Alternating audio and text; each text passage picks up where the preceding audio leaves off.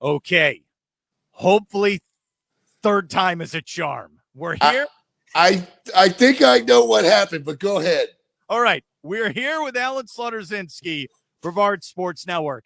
We were on about an hour ago for the Mark Moses Show podcast. And yes, we are broadcasting from the Anidjar and Levine Accident Attorney Studios. And we were here to talk high school football, and we're going to talk NFL and Stephen Colbert. And then my coworker, Eric De Niro, one of my great friends, he comes in the studio, and I'm like, okay, something has to be serious here. And you said that also. Yeah. Like, what is happening? Because usually, like, he gets it, green lights on, red lights on, whatever. All right, Mark's going to start recording, just like when he's in the studio. And he looks at me and he goes, Ozzy passed away. Ozzy Guillen? Ozzy Inherit? No. The real Ozzy Osbourne. If you're just waking up from a coma, you're just watching this, yes, sadly, rock god, rock legend, Ozzy Osbourne passed away today at the age of 76. So we were on the air for about 10 minutes, and then I told Alan, I got to go. So I had to get on the air, and it's been chaos for the last hour. So sorry, Alan. So what happened? Let me explain part two, if I might. Okay. So obviously I'm here in the beautiful studios. Caleb was in here helping me out. So I send him to go run an errand, and he goes and he gets in the car, and the car is in the garage. And when he turns the car on, my phone automatically connects to the Bluetooth in the car. And that's why I disappeared in part two. So he gets in the car. He could probably hear me talking to him. Right. Yeah. Right. All right. This is part three. We're going to make this work. We're going to sit here, chill out. We're going to have a great conversation. Yes. And we'll start with this, dude. Ozzy Osbourne was a legend, a rock music legend. And he just performed, what was it, July 5th, that final show there in Birmingham, his hometown, him and Sabbath. He couldn't walk, so they had him in a chair, and he was kicking ass. Dude, it's so sad. I'm such in shock. So I'll just want you to know this. I go in the Rocket studio, 95.9 The Rocket, which I run. Me and Eric, we both do it together. And we're live on the air, and we're giving all these great Ozzy stories, and we'll get to ours here in a second. And I had to read. Here's what happens. You got to redo the whole log. So I played 7 in a row. Ozzy and Sabbath. 7 in a row. Then for the rest of the day on the Rocket, I'm playing like 4 or 5 songs an hour. And look, the Foreigner and the Rush songs, I'm sorry, you can wait for tomorrow. It's all about Ozzy. You said this before, but we'll reset. What are your thoughts on the passing of Ozzy Osbourne? A legend, one of the greatest ever. And I think that no matter whether you're a rock and roll fan, a rap fan, a country fan, doesn't matter what genre of music you grew up listening to. First of all, you knew who Ozzy Osbourne was and is because he was one of the craziest guys to ever step on a stage. That's first and foremost. I mean, Ozzy is, in the music industry, Ozzy is forever going to be known for Crazy Train, Bark at the Moon, Diary of a Madman, No More Tears, those great ones, right? But, I mean, let's be honest, Mark, it's biting the head off the bat, right? That people are going to remember a lot about Ozzy. But listen, it's unbelievable to me, first of all, this guy lived to 76 years old based on the lifestyle that he led. But he had a unique brand of music. He was heavy metal through and through. He was with Black Sabbath until 1979. Think about that tree that Black Sabbath created. I mean, Ozzy, Ronnie James Dio. He's a legend. His family. I mean, we were talking about the show on MTV, the Osbournes, right? Sharon, what Sharon went on to become. He really is a legend. He is a cult legend, rock and roll legend in my lifetime, your lifetime, in a lot of generations. That was very well said, Alan Zlotorzynski. You're right. I think the most famous, if you look at just across the board, most Americans know this, Now, it might not be real. It might be fake.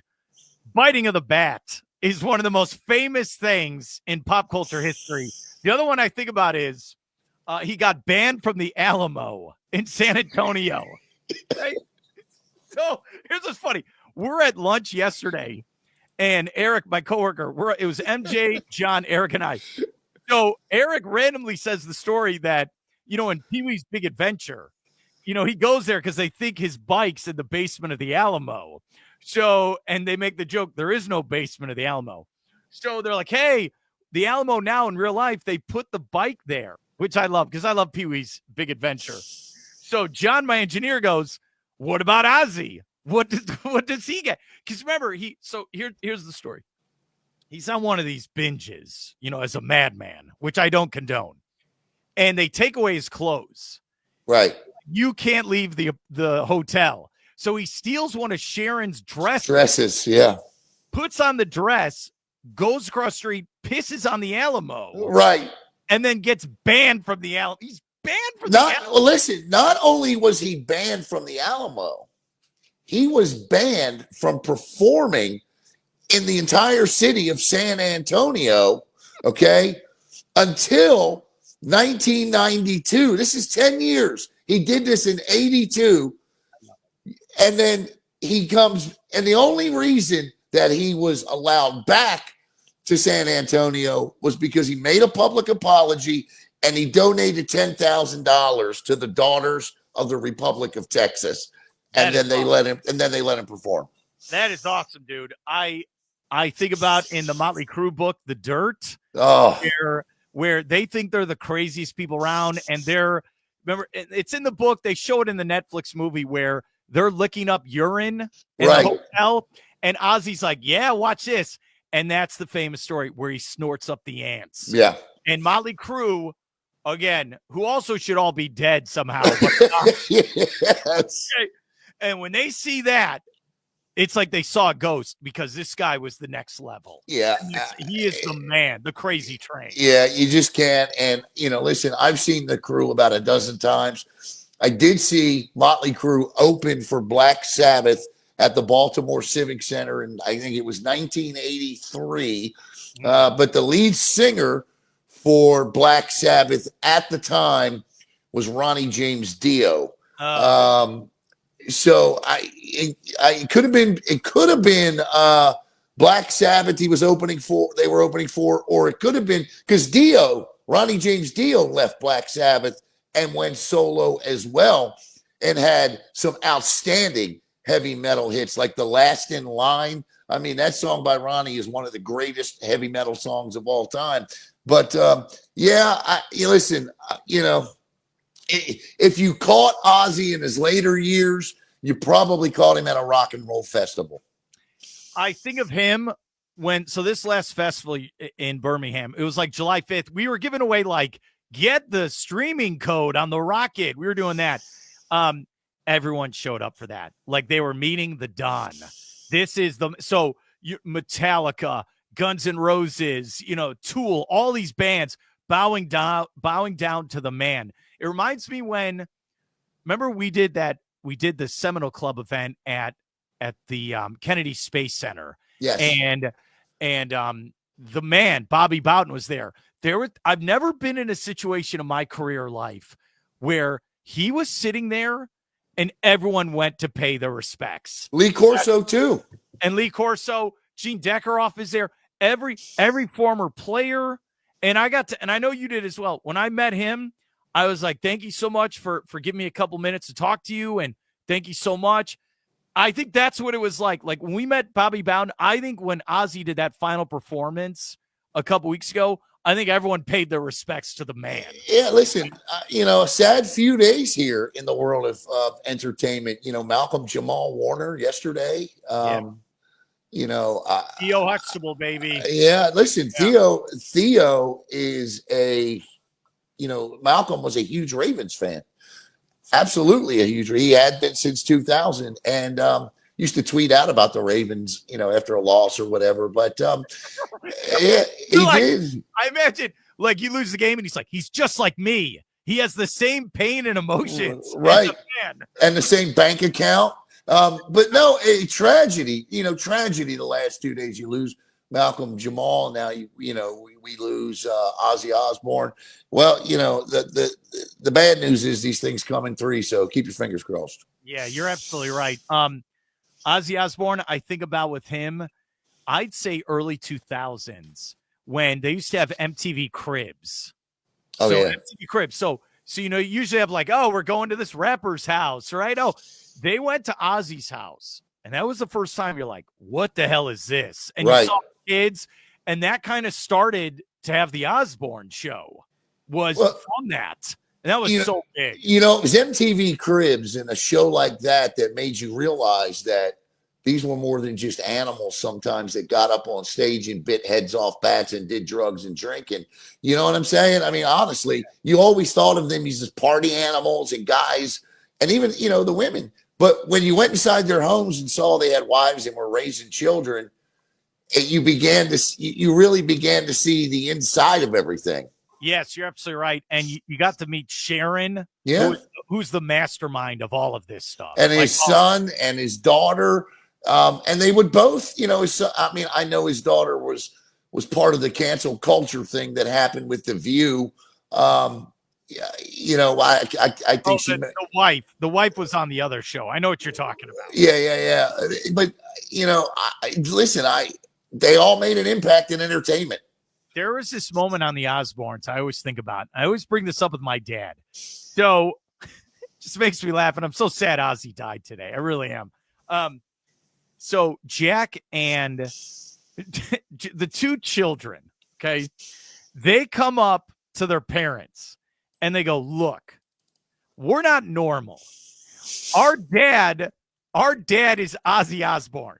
We're never going to have a normal life. We're never a normal family. They, like you said, they love each other. It's a great family. But I always think like Kelly and Jack said that to their parents. Hey, we're never going to be normal. Our dad is Ozzy Osbourne. This is never going to be a normal Leave It to Beaver, My Three Sons life we're going to have. Yeah. I always think about that. And the Osbournes, spawned, it wasn't on MTV. I think it was A&E, but spawned other great shows like Family Jewels with Gene Simmons. Yeah. That was another one, right? I mean, you got to look inside it. And what I think the thing, you look at these shows and like you said, we learned about Ozzy being a family guy. What you learned about Gene in a show like that was his business acumen. And Gene, nobody got over on Gene Simmons, So it just, they all laid a foundation for something, guys like Ozzy Osbourne, and he'll never be forgotten. No. And I think, when I hear younger kids, when you hear songs like, when you go to high school football games on Friday nights and you hear kids warming up to Crazy Train or coming out, the Cocoa Tigers come out to the Phil Collins classic hit, I just, that rock and roll legend, from Miami Vice. Right. I can feel it, in the air tonight. I had to sing the song to think of it. But you see that and you go, okay, there are the iconic members of music are alive and well in today's generation. See, it's very sad, Alan, and I appreciate you coming out with me. So I've been here long enough. A lot of these guys are getting older. So I had to be live on the air when Tom Petty died. Wow. Tom Petty, a legend here in the state of Florida. Yeah. We're from Ocala, and him, and then the other one that broke my heart during the pandemic. This was 2020 when Eddie Van Halen died. That was a shock because I still have a crush on Barbara or his wife, Valerie Bertinelli. Bertinelli, yeah. I grew up watching her, and every little boy wanted to go out on a date with Valerie Bertinelli from whatever that show she was on with her mom and her sister, and I can't remember. I can't remember the name of the show, but. You're still sad about this. I am. Eddie Van Halen was the man. The man. The man. And today Ozzy is the man. Yeah. I think of a story. I'm just going to tell you this. So I like one time he was on Howard Stern, and him and Sharon were on there. And I know you're looking up the Valerie Bertinelli show, aren't you? One day at a time. One day at a time. So he tells this story, and again, I don't condone anything Ozzy does. They're in Tokyo, Japan, and Ozzy forgets that Sharon's with him. So he brings another woman back to the hotel room. Sharon's in the hotel room. He forgets this. Sharon gets so angry, she punches out the woman, and then I think it might be like a lamp, and smashes him on the head with it. And they're just laughing about this. Yeah. Okay. Yeah. It takes a special kind of woman to be married to a guys like that, doesn't it? I mean, I could not imagine back in my day with my two previous ex-wives, if anything like that would ever have happened, we'd be celebrating the life and times of Alan Zlotorzynski years ago. Yeah, together in an interview afterwards. Right. Oh, Alan. Now you're laughing. Bark at the Moon. Mama, I'm Coming Home, I love. I mean, look, it was Sabbath. I Am Iron Man. Paranoid. Yeah. Crazy. Go on. No, yeah. It's just, I mean, you could go on forever. You know, Crazy Trains obviously is number one all time. I think it's biggest hit. Dude, without. Okay, I'll tell you about Crazy Train. Baseball players like using Crazy Train. Yes. Coming to the, and I think of when I saw Mark McGwire in '98 during his chase. We were at Old Busch Stadium, and McGwire would come up to Crazy Train. I always think about that. You know, even albums like Mr. Crowley, Patient Number 9, all had, you know, I mean, I can remember when Ozzy first dropped like a ballad, you know, and people were like, what is this crap? You know, but it was great stuff, man. It was, you know, Mama, I'm coming home. Yeah, No More Tears, Mama, I'm coming home. All great. I'm very jealous that your youth, like when I think about it, you graduated high school in the 80s and like 88. Yeah. And this was like, so you went 84 to 88 in high school. You are a young punk playing quarterback. You loved metal music. And this was like the height of all of this stuff. Yeah. Yeah. Yeah. Motley Crue and Guns N' Roses and Metallica and Ozzy. And Poison. Would you go when you were in high school, Alan? Did you go to some of these concerts when you were a teenager? Mark, I'm not exaggerating when I give you this number. And I was very blessed to have a mother who very much trusted me. Did I violate that trust sometimes? I'm a teenage boy. Absolutely, I did. Okay. I did things I should never have done. Believe me, I took my lumps for them. But I was very blessed to have a mother who would allow me and a group of friends to catch a bus to downtown to watch these things, and I could do it at a young age. You know, you grew up before your time back then. That's just the way it was. I know from the time I was 13 to the time, probably from the time I moved out of the state of Maryland, I've probably seen over 150 concerts. And I'm telling you, like, I guarantee you, I've seen Motley Crue a dozen times, at least a dozen times. Between the Capitol Center in Landover and the Civic Center in Baltimore, they're only separated by 25 miles on I-95. So sometimes you could, like Pat Benatar, for example. I saw Pat Benatar play at the Baltimore Arena one night, and the very next night watched her open at the Capitol Center for Styx.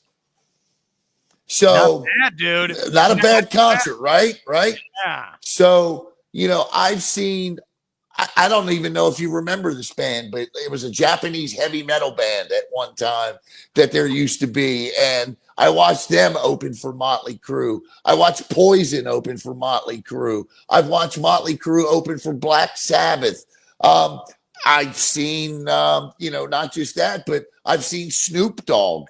I've seen Garth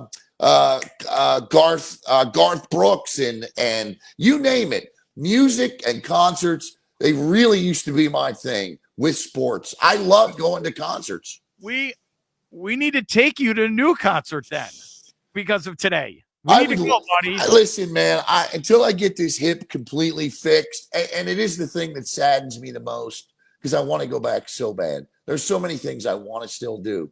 I still want to go to concerts. I still want to run around stadiums. It's just a little tougher until I get this hip fixed. All right, we'll work on it. You're a good friend of mine. We're here with Alan Zlotorzynski. I think about, and I did not think we were going to have this conversation. No. I had all these other things going on. So when I was in high school, going to concerts again was a big thing for me as well. High school for me was, I know this is wild now to say, 96 to 2000. That's so we had the weirdest, Letterman's jacket. It said 00. That's what it was. So just think of some of those concerts where I would go to the Aragon Ballroom, the Metro, which is across the street from Wrigley Field, House of Blues downtown Chicago. Me and my friends would go to that all the time. I had so much fun. The weirdest, it's the weirdest one of them all. And it's not as cool as Ozzy or Metallica. So in high school, my sister and her friend took me to Third Eye Blind. All right. I'm just going to say it. I went to this concert. What made it interesting was we're at the Aragon Ballroom. We're in a VIP suite because my sister's friends had some hookup. So we're sitting there, VIP balcony. There is this 5'11" blonde-haired woman with short hair. Good-looking woman. All right. She's sitting right by me. The lead singer of the band keeps pointing in my direction. And I'm like, what's going on here? Why does he keep pointing here? He's blonde. He's like, baby, I love you. I was like, he loves me? I must have been 16 years old in this story. I'm like, what's going on here? You know who that blonde was? Who? Future Academy Award winning actress Charlize Theron. That's who was standing by me. Baby, I love you. You know that dude. That's a great story. Yeah. Out of all the concerts I've ever been to, my favorite one, if you don't mind me telling you, go for it. My favorite one was the one I never bought a ticket for, and one I never expected to be at. So it was July 4th. Me and my buddy were hanging out at my house. I'm 20 years old, and my neighbor comes banging on my door. My mom's neighbor, because we were hanging out at my mom's house, right? It was the 4th, this was July 3rd, the day before 4th of July. We're trying to figure out what we're going to do for the 4th. My mom's neighbor comes banging on the door. I open the door. He goes, hey, man, I seen you were here. He's like, Denise is going into labor. She's going to have the baby. He's like, I got 2 tickets to go see Paul McCartney tonight.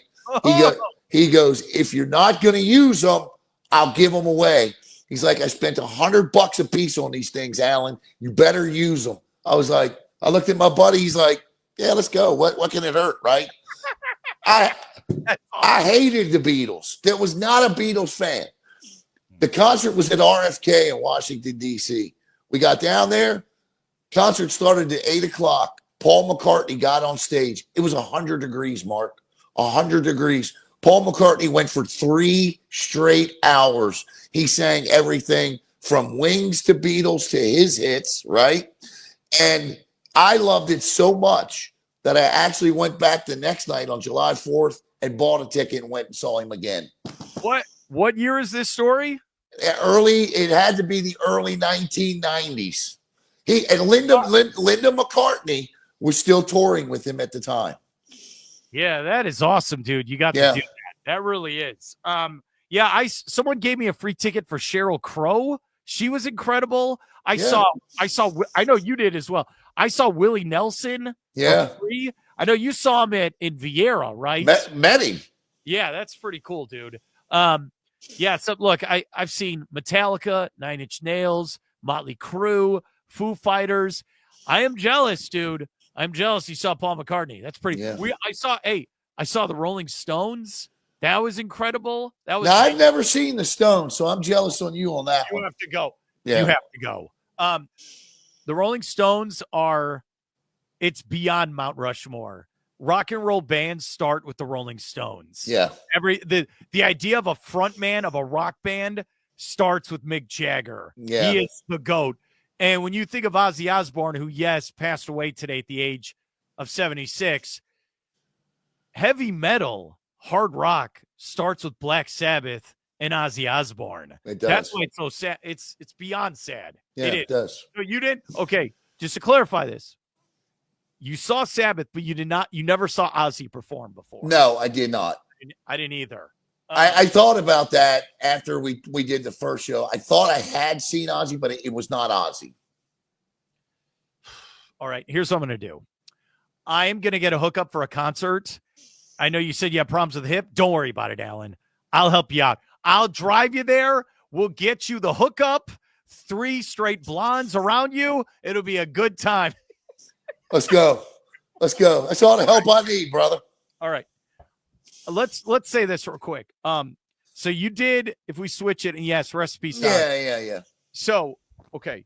So you guys did a phenomenal job last Friday there at Camping World Stadium. Yeah, it's a good time. For high school football. I know, what'd you say, like 14 of the 16? Yeah, 3 of them didn't show. One had a camp. I'm not sure what happened with the other 2, but it was a great day. I thought the guys did really well. I thought the coaches did really well. I want to commend my staff too, because we had a couple different stations set up. And I want to thank Florida Citrus Sports and Dan LaForest and Varsity Sports Nation and Octavia McCullough. They do a terrific job with this. This is not an easy event to coordinate and put on for 3 straight days at 2 different venues. Of course, Camping World Stadium is a lot of fun to be at. You know that VIP room well. And it was just a terrific day. Polk County was there as well. So I'm very grateful to be able to have hosted that for Brevard County for a 2nd straight year. I'm honored, and I thank everyone involved. Yeah, that's really cool, dude. And check out Brevard Sports Network on Facebook if you missed anything. And you guys have done a good job with, like, posting stuff to Instagram or TikTok, Yeah. So I was watching some of them, and I'm excited. So the thing is, it's like, okay, today is July 22nd. Right. It's 100 degrees outside. Correct. But is high school football, are they going to be starting camps here? And Monday, 6 days from now, they step on the field, and they got to go, I think, the first 7 days without. I think they have helmets on, and then they can put the pads on. Kickoff classics are August 15th. Yeah, and so we still have a ways to go. But the thing I love about high school football is, obviously we get back to work full time here in the next couple of weeks. But, you have high school football on the 15th, a week later, college football, then a week later, the NFL. A lot of teams reported today. Happy New Year for NFL camps. But yeah, listen, I think when you look across this county this year, Mark, it's still for 18 years. I can't come on your show and say it's going to be somebody else, because until somebody else beats the Cocoa Tigers, it is the Cocoa Tigers. All right, let me see if I can do this top of my head. The last team that really competitively beat Cocoa, isn't it Rockledge with the barbecue bowl? Coco's won 25 straight games against Brevard County teams. They've beaten those teams during that time by an average of a running clock. So that's 35 points. O'Galley gave them fits, but the last team to beat them was Rockledge in the 2019 Barbecue Bowl, the last Brevard County team. And it wasn't an upset. It was like, if you look at the 2010s, Rockledge had teams where they would show up like, hey, we could beat Cocoa. Rockledge, to be quite honest with you, those Rockledge teams, 2017, 18, 19, they won 3 straight barbecue bowls over Cocoa. Yeah. So I thank you for clarifying that. Yeah. It's like they had real teams, but honestly, they got that head football coach at Cocoa now. He took them to another level where, this is my best analogy for Cocoa. They have a sports car, and it's like with this coach that's there now, who's done a phenomenal job, Ryan Schneider, it's like they upgraded the engine under the hood and took it to the next level. That's what it feels like. We were talking about this earlier. The one constant between John Wilkinson, who won 4 state championships at Cocoa, and Ryan Schneider, who's won 3 in a row here, was the defense. The defense has always been dark side, downright mean, nasty, and physical. In fact, I'd even argue that the defenses were probably better in 08, 09, and 10. The schedule's a little tougher now, but I'd probably argue for those defenses back then. I think the unique thing that's happened here is that Cocoa under John Wilkinson was a team that would rush for 5,000 yards a season. Yes. And they would just run you over. Period. End of story. And Ryan Schneider takes over, and they go from running the football 70% of the time to now throwing it 70% of the time. So you saw an immediate flip. And when you flip your offense like that, it does tend to change culture a little bit. You know, you have, you know, now you become more quarterback centric a little bit, right? And Bruce Judson was a great quarterback who could throw the ball. But I think if anybody asked you, they really liked the way Bruce Judson would run an option or outrun a defender. But you look at Brady Hart and Davin Widener and Blake Boda and Diego Arroyo, the 4 quarterbacks that Ryan Schneider have had. These guys have averaged 270 yards and 2 touchdowns a game through the air. That's an incredible feat for 7 years of high school football. Incredible, Mark. You're absolutely right. Look, let's be honest here. I watch high school football. It's still basic. It's not, and what I mean is, you look at an offense for a high school football team. They're not going 5 wide and have this playbook of 100 plays like Chip Kelly would show up and do. It's very, hey, if we can run the ball, we can play defense. But you're right. You have a high school quarterback average 260 yards and 2 touchdowns. That is phenomenal. At this level. And listen, it's no secret that the team that's going to challenge them this year and is going to be O'Galley. And those 2 teams are going to play on September the 19th. I can't wait. And Joseph Allen has to come into the county this year as, I mean, you got to give it to Joseph Allen. It's him, Brogan McNabb, being talked about as the 2 best quarterbacks in the county this year. Now, listen, Coco's got a new quarterback who is transferred in from Spanish River out of Boca Raton in Champ Smith. But like every other quarterback that is transferred in at Coco, you want to see them, right? You want to see them first. Champ is a 3-star. Champ's got legitimate D1, P4 offers on the table. I've seen him throw the football. I think he's got a phenomenal arm. He throws with accuracy. The young man that was going to be the quarterback, Troy Silverzon, is now going to be an H-back. And this kid could one day play in the NFL as a tight end. So it works out for Coco. But Champ Smith is going to have to perform if that team is going to win 4 in a row. And that's just a fact. He knows it. Schneider knows it. So we'll see. He's already got one thing going for him, doesn't he? That's a hell of a name for a high school quarterback, Champ Smith. You are not kidding around, Alan Zlotorzynski. I like you said, September 19th. That's awesome. We don't have to wait. I know it's July now, but what I mean is, you know, like the barbecue bowl, which is always great. That's end of the year by Halloween, September 19th. That is going to be awesome, dude. Do you have, I'll put you on the spot a little. Do you have some of the games or teams you're going to be covering this fall? Yes, Heritage. Heritage, MCC, Coco, and Vieira. Those are the 4 teams we're locked in with. That is very nice. And what's cool with Alan is you'll do multiple games. It's not just like, oh, it's our game of the week. No, you'll have multiple games on. If they're all home and in county, they'll be on Brevard Sports Network. That's really cool, dude. It is. Yeah. College football, I just got an email from UCF. They're going to be reporting to camp. So are the Gators, Florida State. You're talking high school football in 6 days. NFL, dude, we're going to have the Hall of Fame game right around the corner. It's just, you know what's funny? It didn't hit me until I saw it. Travis Hunter is going to play for the Jaguars. I still don't think about it. Yeah, the Jaguars. I can't wait. You know, I'm already like freaking out over here in the studios because I saw this ESPN article and it's being debated on TV. You know, some idiot picked the Ravens as having the best roster in the NFL going into training camp, and I'm like, shut up. The guys don't even have pads on. Just shut up. You don't win Super Bowls in July. Dude, I saw a thing where they were debating, Lamar Jackson should have won the MVP, and the media, they felt sorry for Josh Allen. And you know what? I'm going to say this to you live on the air.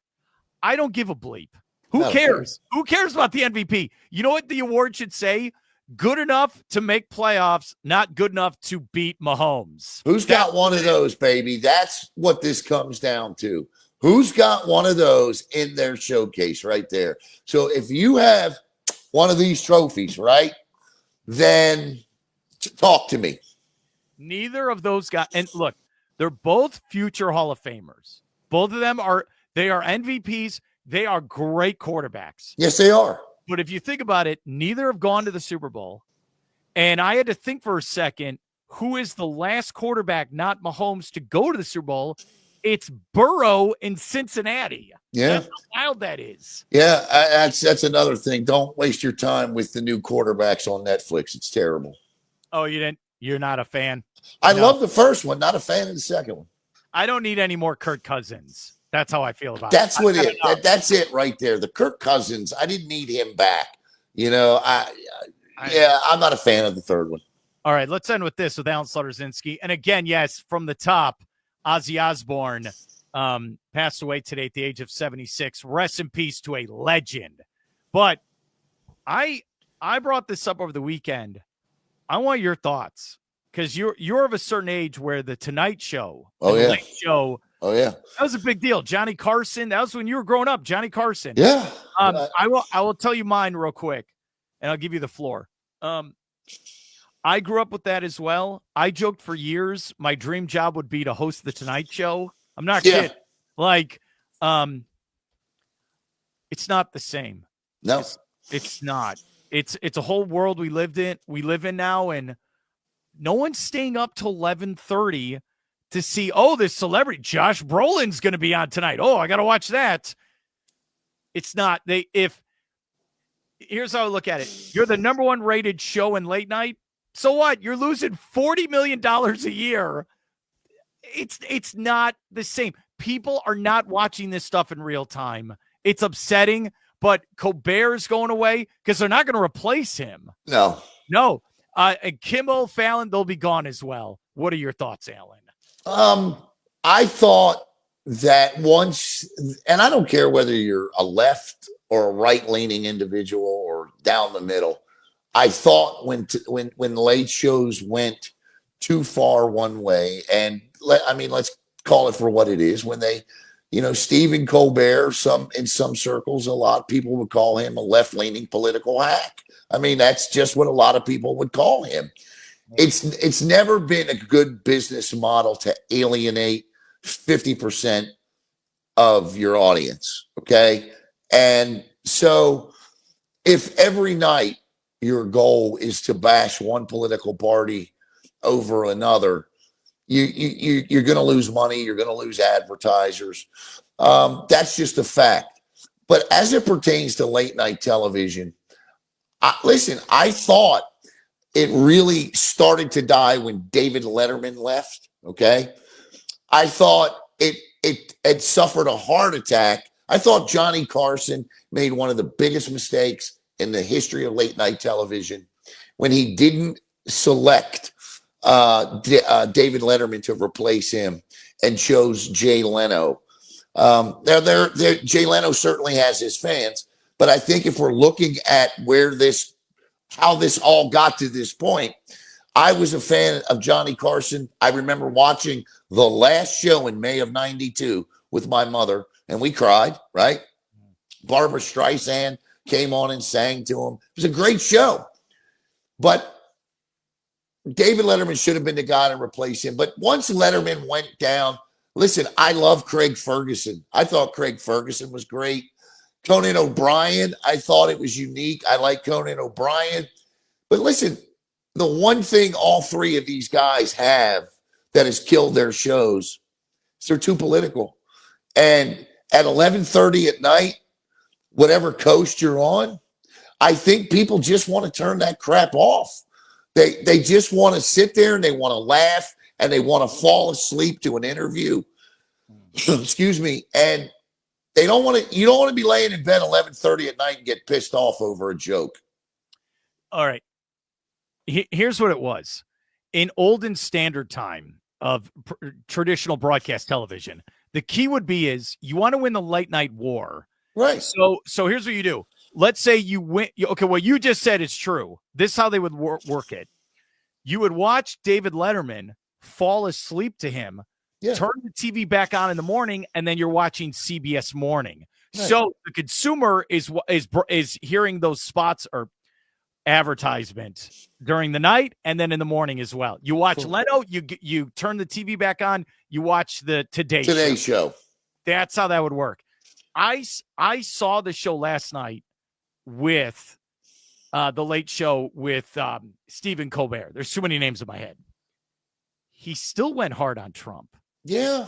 Why? Forget him. Yeah, I think, listen, Johnny Carson made fun of, and David Letterman made fun of Richard Nixon, Gerald Ford, Jimmy Carter, Ronald Reagan, Bill Clinton, Barack Obama, all of them. Made fun of all of them, right?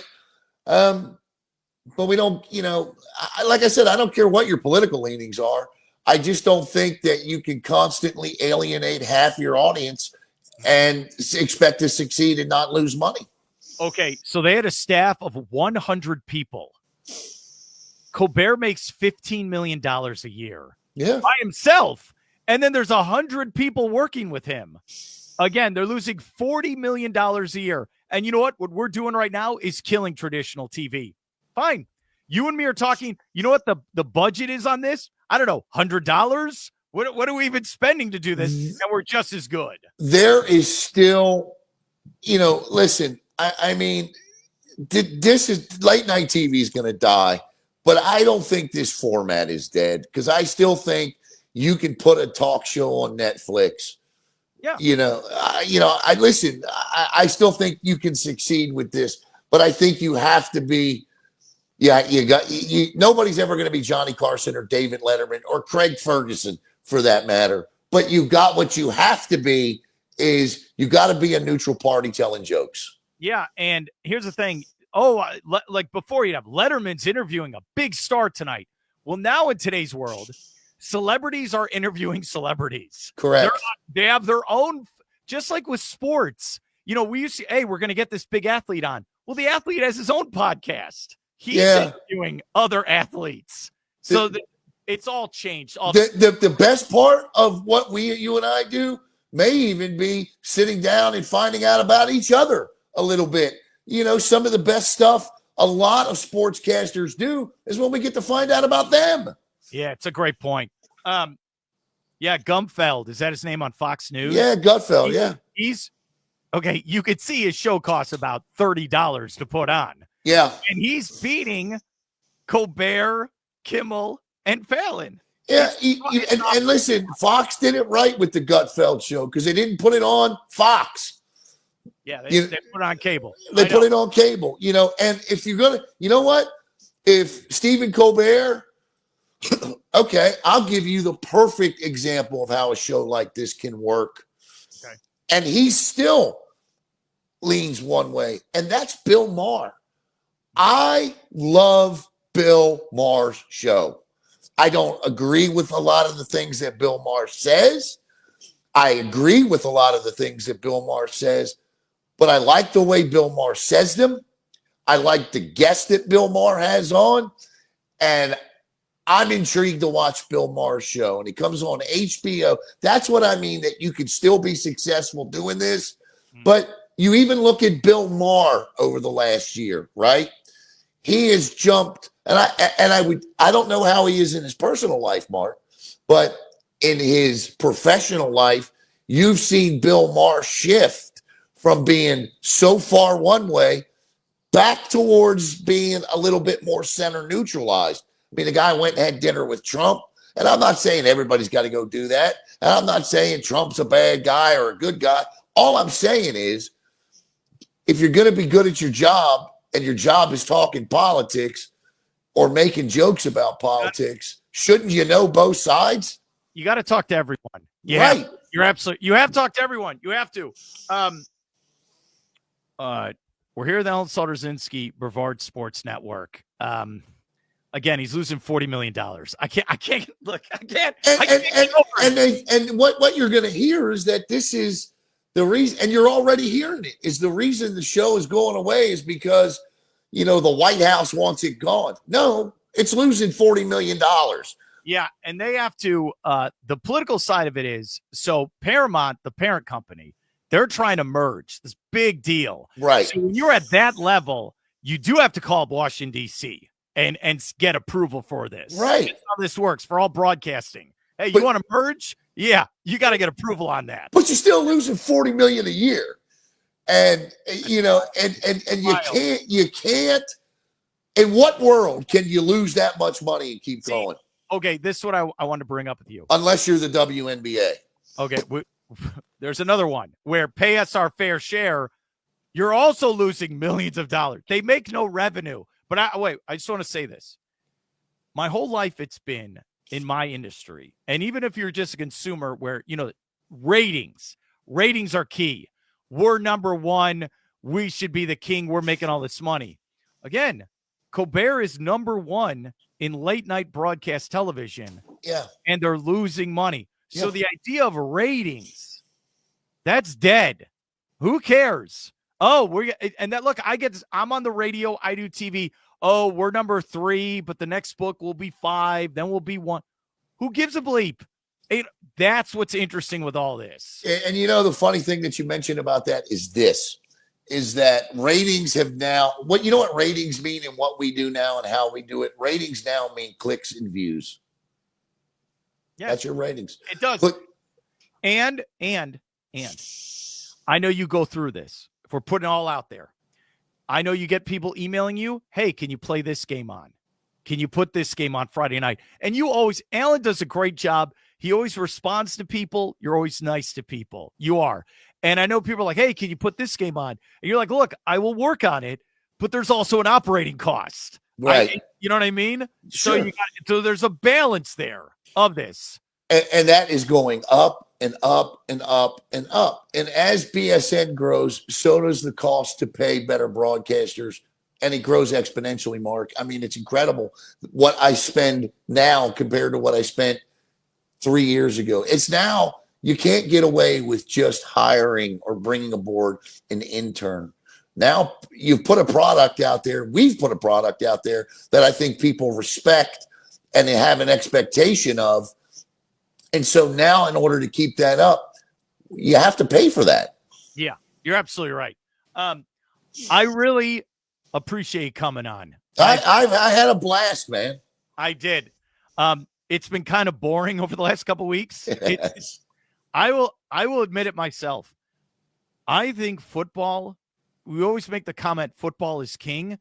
I think over the last 2 months, football went to another level where baseball doesn't move the needle and soccer doesn't move the needle. Basketball and hockey, I feel like once we finish the NBA and the Stanley Cup Finals, it feels like I've gone into a coma and I don't have passion like it, and it'll come back when we get to Labor Day. Just think the last 6 years we've been able to watch hockey in this state into June, right? I mean, we've been able to do that. So really, we only have to kill about 6 weeks.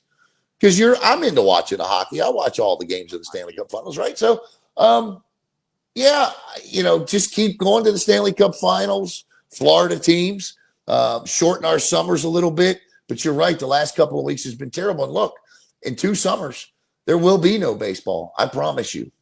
There will be a major lockout in 2026, and there will be no baseball. And wait till that happens, buddy. Hey. My dad and I watched a White Sox-Pirates game on Sunday in Pittsburgh. God bless you. There are more people watching this stream right now than there were at that stadium. There were more people at my bar mitzvah in 1995. I can keep going. Alan Zlotorzynski, thank you so much for coming on. Have a great day, all right? Thank you, Mark. Have a great one, buddy.